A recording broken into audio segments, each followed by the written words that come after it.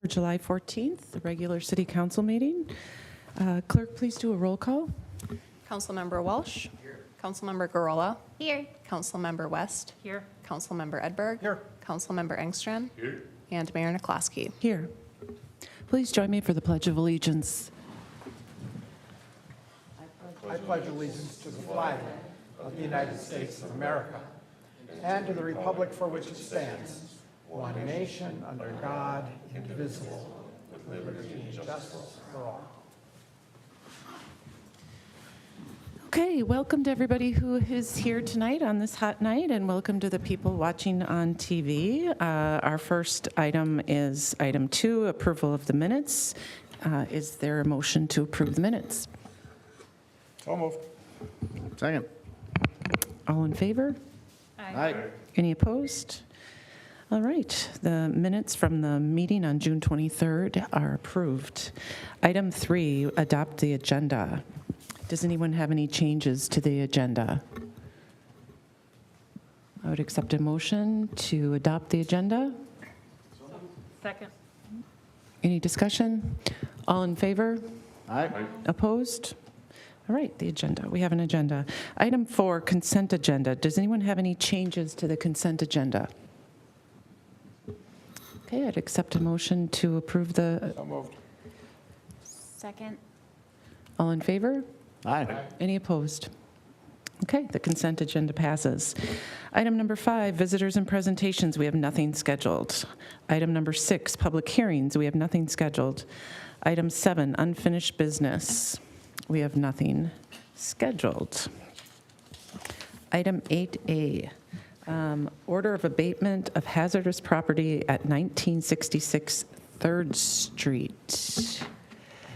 Mr. Lindahl. Yeah, Mayor, members of the council, I'm going to kick off this and then turn it over to building official Ben Agan, who can get into the details of this. But as you mentioned, the item before you is the considering of an abatement order for the property at 1966. And I'm sorry, could you flip to the next slide? One more. Of 1966 3rd Street. The property in question is located just along 3rd Street, just to the west of Bald Eagle Avenue. The item before you that includes a resolution and an attachment that's a draft order were prepared by staff in consultation with the city attorney. So that item, again, I just want to stress it's been reviewed by the city attorney as well. Building official Ben Agan is now going to kind of walk you through the history that's outlined in the memo, and then both the city attorney, building official Agan, and myself are available for questions. So with that, I'll turn it over to Ben. Good evening, Honorable Mayor, City Council. Thank you for having me here tonight to talk about the property at 1966 3rd Street. So let's see, in September of 2025, we started to get some calls about the property, and our code enforcement officer went out, wrote an initial order to the owner. What I came to find out is in and around that time, there were a number of police calls being dispatched to the property. And at one point, the police came to me and said, hey, the inside of this property is in rough shape. Maybe you should look at it. So I reached out to the property owner, talked to him about what was going on, and he agreed to let me in.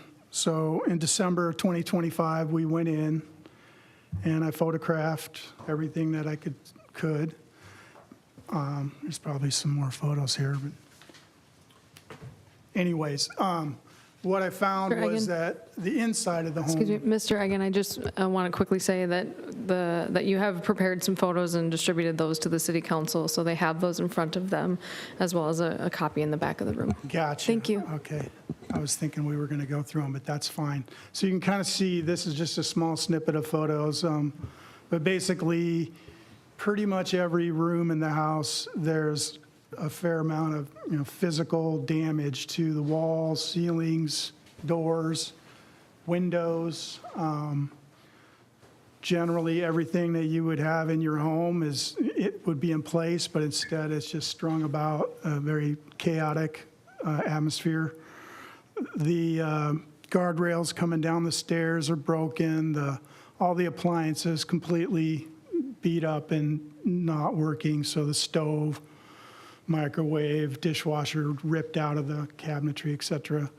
And then down in the basement, same thing with the furnace, basically dismantled, physically dented, no vent on it. The water heater, similar condition.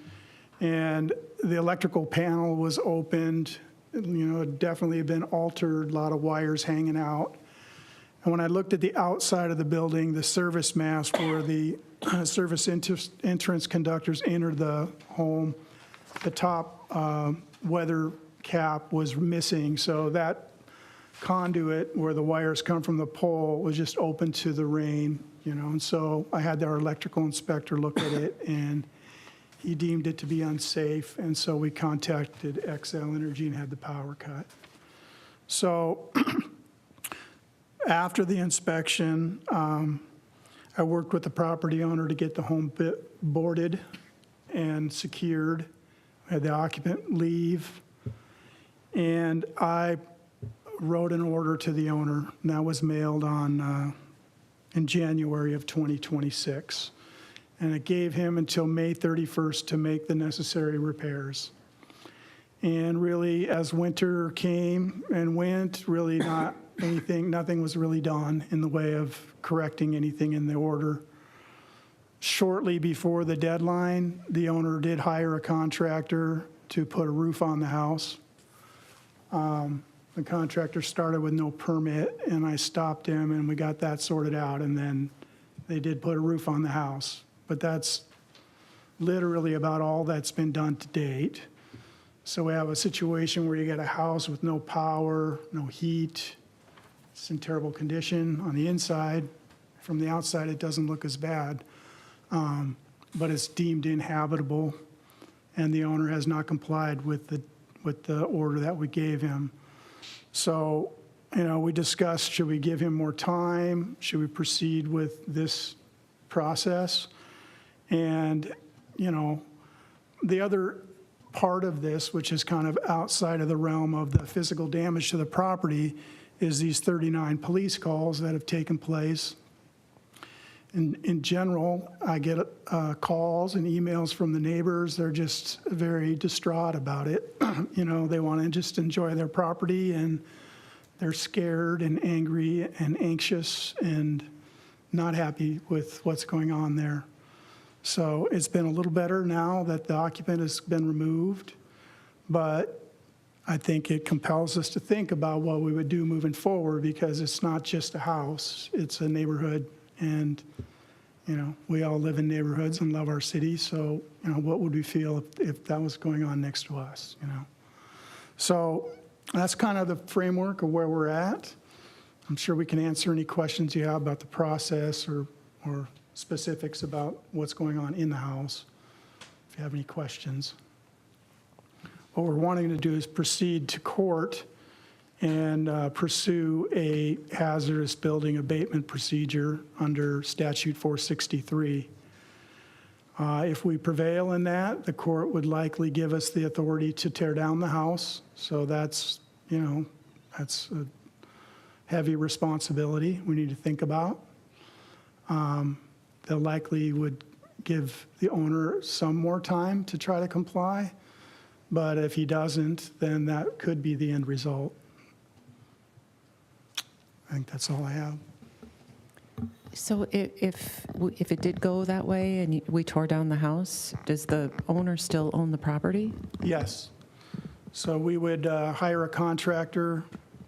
We would take care of tearing down the house, bill the owner. If he doesn't pay the bill, we would assess the cost to the property, but the owner would own the property. So, Mayor, members of the City Council, I would just, to kind of just highlight your question, there's nothing about the action that's before you tonight that talks about the city purchasing the property. So this is what all, the property would remain in the hands of the current owner. This is just what staff feels is the logical next step, in that we've had discussions with the property owner over an extended period of time, greater than 6 months, about the conditions of the property and how to correct them. And now we've gotten to a point where we've reached the end of the deadline that we felt was manageable, and haven't seen additional progress. And so this is the next logical step in that process, to try and use the city's authority to correct the problem. And are the neighbors in agreement with, from what you have heard, that they want the abatement procedure? Yes, from what I know, some of the neighbors have been calling and emailing. I think they would support this, yes. But Does anyone else have any questions for Mr. Ingen? I do. Councilmember Carolla. Well, first, thank you for all your work. I'm always impressed every time I hear city staff, or if I talk to people and they say, oh, city staff came on, like following up and really trying to work with our residents. I was just wondering, when it was occupied and then left, was it the owner or was somebody else there? I don't know if you clarified, but, yeah, it was not the owner. It was the owner's son. okay. That was my only question, that, and just thanking you for, I know that's a lot of time and having to go back and continue to check and try to get in touch with them and work with them. Okay, any other questions? Councilmember West. Yeah, I was wondering if you could go back to the timeline really quick. I just wanted to clarify the second bullet point. Is that October 24th of 2025, or is that October of 2024? Do you recall? Chair, Mayor, members of the city council, that's October of 2024. Okay, okay. And what kind of police calls were happening? Well, the occupant at the home was obviously in distress, hallucinating, hearing things. A lot of the calls were actually generated by the occupant, who would believe there might be someone in the home. The police would go and search and not find anything. So, yeah, alleged drug use, things like that going on the property, and just a very unstable situation, unpredictable, which is why the neighbors seem to be on edge, and rightly so, Yeah. Thank you. Thank you for the clarification. These situations are never easy. It's particularly difficult when there's somebody who isn't completely in their full faculties, to kind of know what we can humanely do and respectfully do. And, it sounds like the city has done everything they can to, at this point, be able to set this right so that the house is habitable again. And I'm just, I would support moving forward to try to see what we can do legally about this.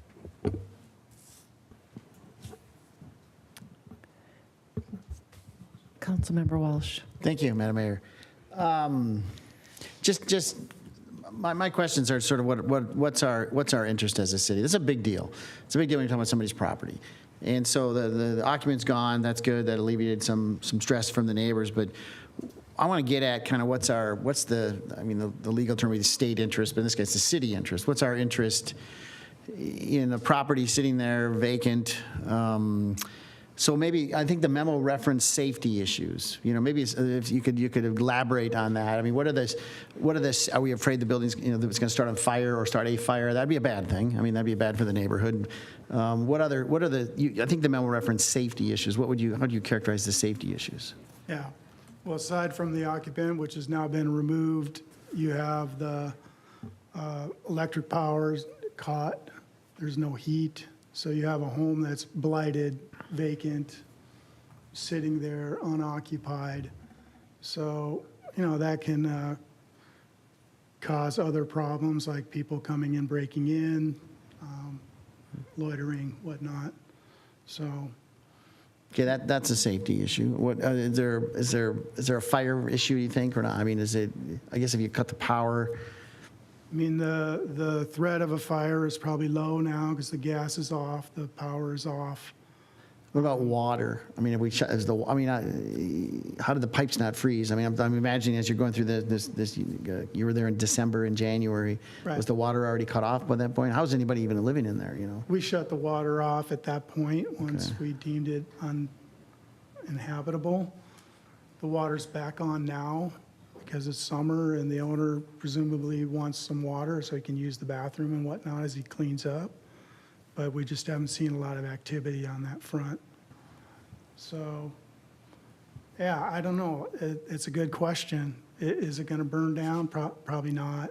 It's probably more just having a vacant house sitting in your neighborhood. It just invites problems. Ben, could you also speak to just the general structural integrity of the house? I mean, the bones of the house are fine. The house is fixable for sure. I mean, it's a fair amount of work to do it.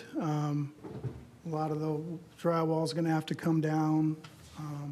There's wiring that's been cut, so we're going to have to probably rewire the house, fix the furnace and the electric panel, the service mast.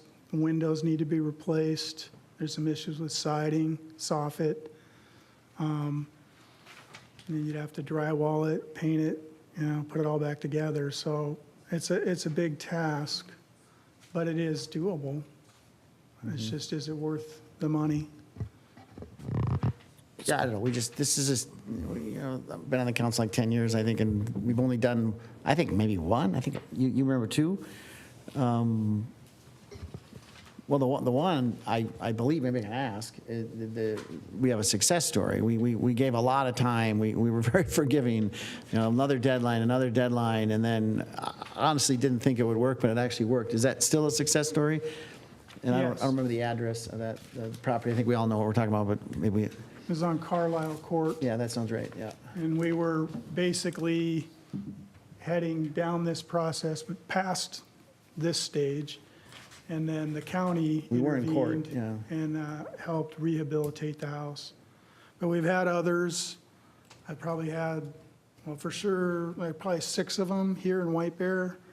And most of them have ended the way you described, where either the owner comes around in the 11th hour and tears it down themselves or fixes it when they start to feel the pressure of the court. We did tear one down on County Road E in 2009. And then we served Matamidi, and we've had some over there as well, a couple that we've torn down. They're all different, each case, So, yeah. Thanks, Mayor and Council. I would add one other response to that question too, which I think is a good one from Councilmember Walsh. But Chapter 463, which we're operating under here, which is the hazardous building statute that allows the city to do exactly what we're proposing and recommending that the council do tonight, does provide for that sort of half step of, well, maybe we won't try to demolish the home. Maybe we just secure it because we don't want vacant homes susceptible to break-ins and other things. Staff has tried that here. In fact, this home was, we thought, secured a handful of months ago, and due to the circumstances and the nature of some of the individuals or a particular individual who is aware of this home and its vacant state, that's not doing any good. The home was broken into by that person. It was breached. I mean, there's a way to do that under the same statute. Cities can do it for vacant and hazardous buildings to eliminate that need to go this far, but it hasn't proven successful in this case, and that's why we're at this stage. And there is a provision in the building code and the Department of Labor's provisions that I've talked to Ben about, which states that any home that's deemed unsafe and uninhabitable, it actually says, must be abated, repaired, or demolished pursuant to Chapter 463 by cities, and that's what we're doing here. I think it would be reasonable for the city in any case to try to do the half step or try to secure the building to avoid any further cost and kind of this more extreme step. But in this case, we've tried that and it didn't work. I would also add that the fact that White Bear Lake hasn't had to do this is a great thing, but it's not uncommon. I do provide assistance to at least one other Ramsey County suburb that we've probably done this half a dozen times in the last 3 years, 2 or 3 years, just with single-family homes that they're unoccupied and vacant, and they've just deteriorated to the point of it's not good to have them in your community for those safety issues. And so there's also always a chance that when there are break-ins and things, first responders go in, other people go in, and when the home is in a state of disrepair like this, no electricity, no lights, stairs are damaged, walls, windows, railings are damaged, you just don't know what's going to happen, and it puts first responders at some risk as well. So I think there's a lot of components that go into it, but I just wanted to add that because I agree, White Bear hasn't had to do this very often, and that's a great thing, but there are certain circumstances that warrant this, I think, level of decision-making at the council, so. Thank you. Sure.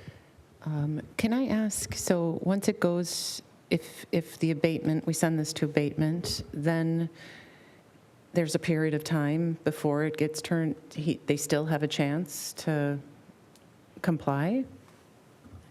That's a good question. So this would actually allow the city to finalize an order and serve it on the owner. There are no occupants, but I think there's a lien holder. We also have to serve lien holders, which would be any banks that have a mortgage. And then they have a time period to answer the lawsuit or to actually do the work. In this case, the owner would be given an opportunity to either demo the house or to complete all of the different tasks that, your building official has determined is necessary to bring the building into a safe state. He has every right to do either one of those two things. Could he sell it? He could also sell it. So we do provide some time. I mean, I know the answer period for a lawsuit is 3 weeks, right? It's 21 days. It wouldn't be reasonable to tell someone you have to do 12 things to improve a house that's in this state in 3 weeks. That's not possible. We do give some time. I think here we provide for up to 60 days to do that. Now, if they were making reasonable efforts and progress on something, we would have to have a conversation about, well, do we go to court or not? I don't know if that's going to happen. I'm not sure if it makes sense to put that kind of money and investment into a home that is in the state of disrepair that this home is in, but that is an option for this property owner. So there is some period of time and due process that goes into this. We don't just snap our fingers and ask the judge to allow us to demo a house. We do provide, and have to under the law, provide the homeowner with that opportunity. So, Okay, thank you. sure. Councilmember Walsh, did you? Good for now. Okay. Are there any other questions? Well, if there's no other questions, I'll move the resolution. Is there, I didn't look, we have a resolution in front of us? Yeah, is there a motion? order? To adopt the resolution ordering the abatement of the hazardous conditions of the property maintenance violations at 1966 3rd Street. And I'll speak to that, Okay. assuming I get a second. Second. Is there any further No. discussion? Yeah, I'd like to speak to that. Okay, To just- yes. I do think it's a big deal. This is private property. I'm not eager to do this. I am hesitant to do it. I think what we're doing is escalating, and I appreciate the efforts that have already been made by city and staff. I appreciate the lawyers' remarks too, that helps. So we're escalating, and sometimes it just takes that. It takes escalation to spur other behavior, so we can do this now or we can do it later. We should just do it now and get it through to completion, whatever that completion is going to be. But it'll be, the faster we get there, it'll be better for the neighborhood for sure, and probably better for the property owner and everybody involved. So I support escalating. It's just a serious thing to do with somebody's private property. But I think that's why I got asked those questions. I appreciate the answers to Right. give me more comfort. I wouldn't say I'm comfortable, but I am more comfortable. Agreed. Councilmember Engstrom. Thank you, Mayor. I'm trying to reach clarity in my own mind. So upon passage of, I'm going to vote in favor, but assuming this passes, the owner has 60 days. At the end of 60 days, is that when we go to court and seek an additional specific order, or are we empowered after 60 days to assess, is good faith being made, or do we hire a company to raise the building? What happens at the end of 60 days going forward? Sure. It sort of depends on what the owner's response is, Councilmember Edberg and rest of the council. So he'll have options. He has the ability to answer the lawsuit and challenge it if he wants. And Is this the lawsuit? this is a lawsuit. Okay. Yep, this is civil litigation. Thank you. And so in Minnesota, we're a service-based state. So as soon as he gets served, that lawsuit has commenced. We don't file in district court until we sort of see what plays out with the other party. If time passes and he doesn't take action, what we would do is file in district court and bring a motion for default judgment. And that would effectively request from the judge the ability to do exactly what we're asking him to do, or demo the house, because he hasn't responded and is sitting on his hands and not exercising his rights to either answer the suit or to take the initiative with city staff and the building official to obtain permits and do that work. We would wait some period of time, or at least the time that we give him, the allotted time of 60 days, before we would put that on the calendar. Now, usually what happens is that gives us time to prepare the paperwork and sort of tee it all up to do right away. I don't like delaying these things longer, but I also like to show that we did provide some reasonable opportunity to do that work. It is viewed very favorably by the judge, and it also, I think, is only fair under the circumstances. So realistically, the quickest that the city would obtain any sort of order would be a few months from now, just because we're also at the mercy then of a district court docket and a judge and their calendar and getting in front of them and issuing an order. So I want to make sure folks are aware of those timelines in terms of the legal process that is involved.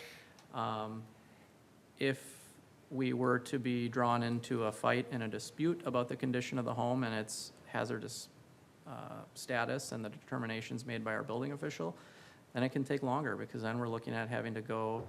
Now, there are provisions in the statute that prioritize these cases. They don't do a scheduling order and put things out for a year. I think we'd get something scheduled relatively quickly, but that can cause this to take a little bit longer, because then we have to prepare for hearings and work with the judge and the court, frankly, on how to resolve that dispute and prove the merits of what we believe is our case.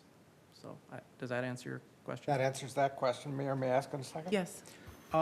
So we have a physical building issue. We have a human/occupancy issue. And related to that, folks who are neither owner nor occupant, but come and make their way in, visit, do whatever mischief they're going to do.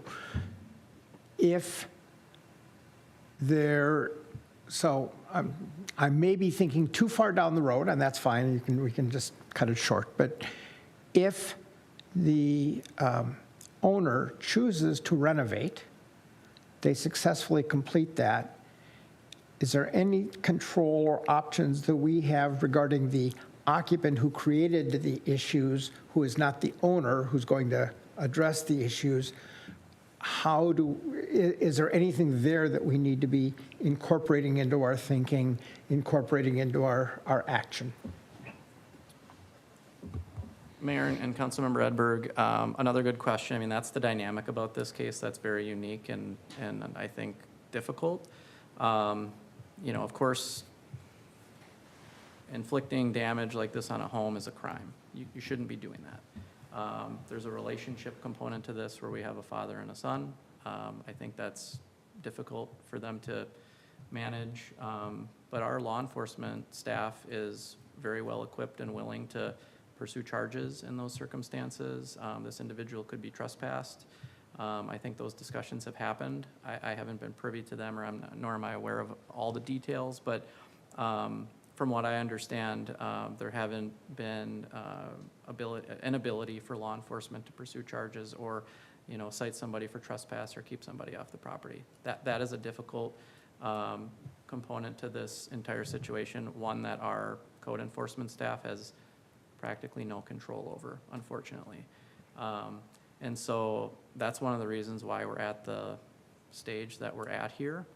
And hopefully that's mitigated and those issues don't occur any longer. But other than if they happen, being able to use the criminal code and our law enforcement to enforce that, and our city prosecutor or county prosecutors to administer that, we're somewhat at a loss in terms of how to handle that component of it. And I think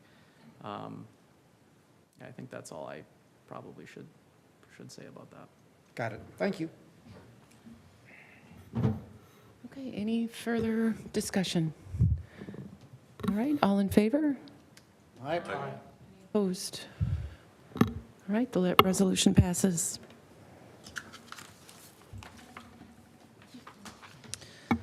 All right, and thank you so much for coming and for all your work on this. We really appreciate it. I'm sure the neighbors do as well. All right, item 9, discussion, nothing scheduled. Item 10, communications from the city manager. Ms. Crawford. Thank you, Mayor. I have a couple slides tonight. Want to introduce something that we have begun advertising on behalf of Ramsey, Washington County Recycling and Energy Center. So food scraps pickup program is now available in White Bear Lake. Many have been waiting for this for a long time. So we have some trial kits in the lobby of City Hall, but also you can order your free compostable bags at the site that's listed there. It's really, really easy. So just wanted to share about it. You collect your food scraps in the compostable bag that is provided by Ramsey and Washington counties. Other compostable bags are not, don't work. They're not authorized, so don't use them. But when you fill your bag, tie the bag and place it inside your trash cart or dumpster for collection. And then from there, that bag will be sorted through by a robot machine that some of us had the pleasure of seeing when we toured the Recycling and Energy Center, but it identifies it and picks out that organics bag, and then that organics is sent to somewhere else for composting. So anyway, it's a new program that's offered to White Bear Lake residents, and it's really exciting. So I encourage those who are interested to either stop by City Hall and pick up their starter kit or order their bags. And again, it's all free. So that's exciting. Something else I have, just a few upcoming events. We're winding down the event season in White Bear Lake, but we have a few Market Fests still. This week's theme is Public Health and Safety Night, so police and fire and all of our partners, Ramsey County and everybody else will be down at Market Fest on 4th Street. From 6 to 9 on Thursday. The farmers market, we still have several opportunities for that. Again, that's every Friday until October 30th from 8 a.m. to 12 p.m. on Clark Street. And then the police department's upcoming event is Floats with the Fuzz on July 29th from 11 a.m. to 1 p.m. at Tally's. And just thank you to Tally's, who also sponsors that event for us. So that's what I have, Mayor. Thank you. Thank you. Does anybody else have anything? All right. I'd take a motion to adjourn. So moved. All in favor? Aye. Any opposed? Okay, we're adjourned.